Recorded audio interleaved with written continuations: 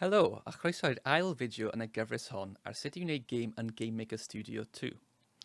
Cofiwch y gallwch wylio pob fideo yn unigol, neu gallwch ei gwylio fel rhestr chwarae. Bydd y fideo hwn yn edrych ar greu a mewnforio corluniau, sef sprites. Nawr, corluniau yw'r rhan weledol o fewn GameMaker, a rhain yw'r holl ddelweddau ar gyfer y cymeriadau, y gelynion, y rhwystrau, unrhyw beth mae cymeriad yn casglu, y cefndir ac yn y blaen. So, y holl wybodaeth gweledol, y holl lluniau ni'n gallu gweld, rhain yw corluniau. A mae pethau fel gwrthrychau byddwn ni'n creu yn y fideo nesaf, mae rhaid iddyn nhw cael rhyw fath o llun neu corlun sydd yn cydfynd â nhw. Mae dwy ffordd gallwn ni creu corlun. Un ffordd yw to de-glicio ar y cefndir, yr un aneglur sydd yn ni fan hyn. Bydd menu yn dod i fyny, diwyslen yn dod i fyny, a ni'n gallu gwasgu ar Create Sprite.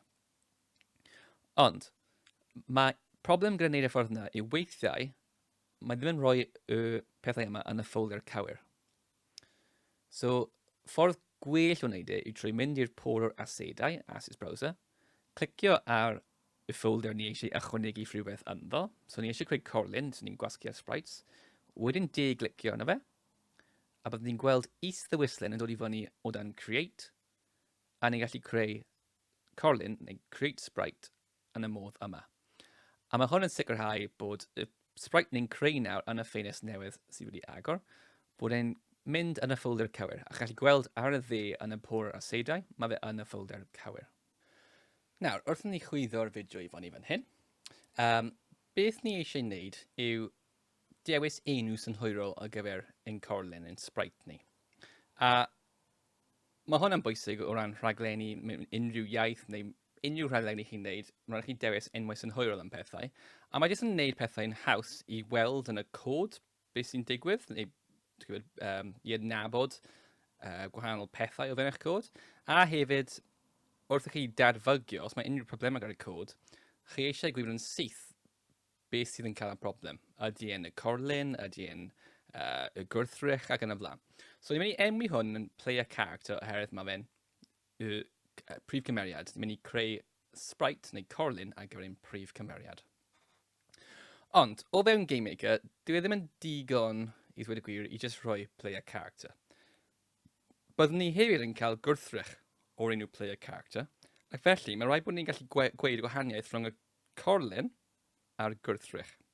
Felly, i wneud hwn, rhywbeth ni'n hoffi wneud i rhoi underscore a wedyn SPR i ddangos taw sprite yw hwn, taw corlun yw e. Iawn, so ni'n rhoi underscore SPR. A byddwn ni'n wneud yr un peth yn y fideo nesaf gyda gwrthrych, byddwn ni'n cael player character underscore obt a gyfer object. Felly, y peth nesaf mae'n rhaid i wneud yw dewis cydraniad y llun, sef resolution, sef maint y llun. A o dan fan hyn, yn yr adran yma, chi'n gallu gweld image, mae'n dweud, mae gen i'n llythyren W gyda 64, a llythyren H gyda 64, a hynny yw y hyd a'r uchder y llun. A mae'r ddau yn 64 pixel. So mae 64 pixel i fyny, a 64 pixel ar draws. A ni'n gallu ail osod neu newid maint y llun trwy gwasgu ar y bwtwm Resize Image, sef y bwtwm yma ar y chwith sy'n edrych fel compawd, ond i'r diagonal falle. Tydig i compawd, so y 4 7 yn y cyfeiriadau gwahanol. So trwy gwasgu ar hwn, ni'n gallu newid maint llun mewn dwy ffordd benodol. So os ni'n gwasgu ar hwn, mae dyn ni dwy opsiwn. So ar y chwith, mae gyda ni scale image. A beth mae hwnna'n neud, mae'n cymryd y sprite neu'r corlun sydd ydych chi yn barod, a wedyn mae'n addasu maint hwnna trwy newid maint y llun ei hunan. So byddai'n falle stretcho'r llun neu wneud yn llai o size. Yeah. Ond ar y dde, mae opsiwn bach yn wahanol, sef i addasu maint y canvas. A mae hwn yn newid y ardal, maint yr ardal sydd gyda chi mwyn llunio y corlun. So, ar y funud, mae gen i 64 a 64, ond ni'n newid ei 32 a 32 oherwydd mae fe'n wneud... Mae gael ei wneud celf pixel bach yn haws. Mae llai o lle a sy'n rhaid ni fod mor artistig a os ni'n gyda llun gyda cydraniad, resolution fwy.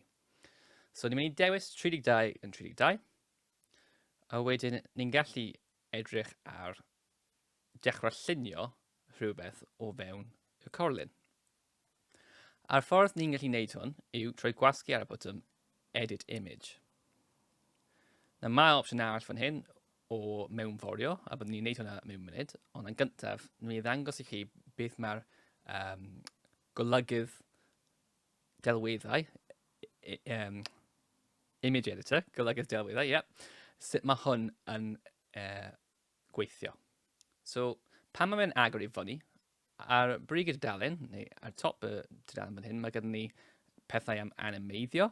Chi'n gallu creu animeiddiadau yn eich corluniau. Nid jyst un llun, ond sawl llun, a wedyn cael ei chwarae drosodd a drosodd. Mae gyda ni gwahanol lliwiau yn gallu dewis ar y dde, a'r opsiynau gyda'r brushes, a gwybod, popeth chi fel arfer yn gweld mewn unrhyw beth fel Microsoft Paint, os chi wedi'n gyfarwydd gyda hwnna. So, ni'n mynd i creu stickman gyflym. So, dyma cylch, a wedyn just stickman cyflym iawn, ffras iawn. Gallwch chi sylwi hefyd bod, oherwydd dyweson ni 32 gan 32 pixel, mae'r llun yn eithaf, wel, blocky. So mae lot o just pixels, oherwydd ni ddim wedi dewis cydraniad fawr iawn. Felly, os ni'n hapus gyda'r llun, a ni eisiau mynd nôl o'r ffenest yma, ni'n gwasgu ar y croes yn y tab yma sydd wedi goleuo, a bydd hwn yn gadael y golygydd delweddau, a nawr ni'n gallu gwneud unrhyw addasiadau i'r corlun eto. Felly, nawr mae gyda ni llun ar gyfer ein corlun. So mae gyda ni asset ni wedi creu, player character underscore SPR, a mae gyda ni llun ar gyfer, a beth gallwn ni'n wneud yw, yn lle jyst cael rhywbeth ni wedi dylunio yn cyflym iawn, gallwn ni mewnforio llun ni wedi creu o'r blaen. So, fe wnaethon ni agor i fyny, y gwefan yma, lle fi wedi creu rhyw fath o llun yn barod. So, gwefan fi wedi defnyddio fan hyn yw Piscal App. Mae'n gwefan eitha dda gyda creu celf pixel, ond gallwch chi wneud hwn o fewn GameMaker os chi eisiau, gallwch chi defnyddio Photoshop neu unrhyw ffordd arall o creu delweddau.